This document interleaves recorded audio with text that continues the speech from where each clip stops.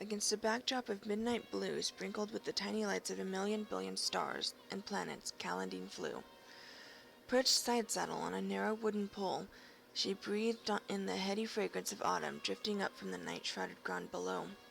A gentle breeze ruffled her raven dark curls, spilling out from beneath the brim of her hat. Albert, her green-eyed, black-furred cat, regarded her wisely from his place nestled amidst the bristles of the enchanted besom. High above the earth, Callandine soared, filled with the peculiar joy that only Halloween could bring. It was the time of year that witches were at their most powerful, when spells could be cast with a sure certainty they would work. Callandine clicked the heels of her boots together and increased her speed. Beneath her, the stream of traffic in the motorway became a continuous blur of light. She squinted into the distance and spied the houses of the town. The sodium glare of streetlights dotted the edges of the roads. Callandine slowed the broom until she was cruising above the rooftops. She watched as human children progressed from door to door in search of trick-or-treats.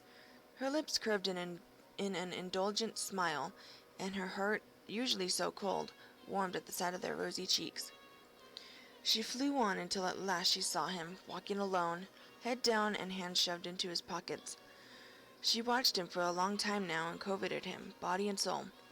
Callandine's pulse beat loud in her ears, and she almost lost control.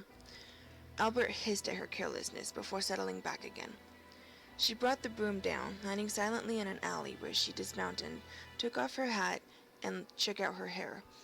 Albert watched her as she headed off towards the street. As she neared the head of the alley, she paused.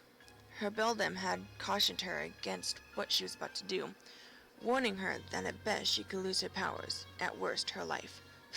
What did the old know about love? Footsteps echoed along the road, and Callandine stepped out, almost colliding with the man she'd chosen. As she gazed up into his startled face, she knew she'd been right. He was so handsome, and there was kindness in those eyes. She muttered the carefully prepared spell, and a white mist, filled with twinkling dots of light, rose up, surrounding them both. As the charm took effect, the young man reached out for her and took her in his arms. Callandine offered up her lips to him. The kiss was everything she'd hoped for, and its sweetness permeated her from head to toe. Then pain burned through her, and she opened her mouth in a wordless cry. The face, now looking down at her, was hard and cold. The eyes narrowed, and the lips a thin, tight line. As she fell to the ground, her lifeblood ebbing around the blade of the knife stuck between her ribs, Callandine realized her beldame had been right. Do not think that witch hunters are extinct, my dear. Even in this, the 21st century of mortal man, they still exist. Beware the hunter, for he will have no mercy. Is it not written that thou shalt not suffer a witch to live? The young man looked down at the fallen girl, and a sigh of almost regret escaped him. Such a beautiful creature, but beneath that beauty lay evil, and he must never forget it. He glanced up at the star-strewn sky, until the sound of children's laughter sounded nearby.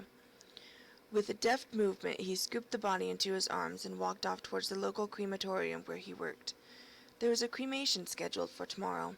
No one would notice a few extra ashes.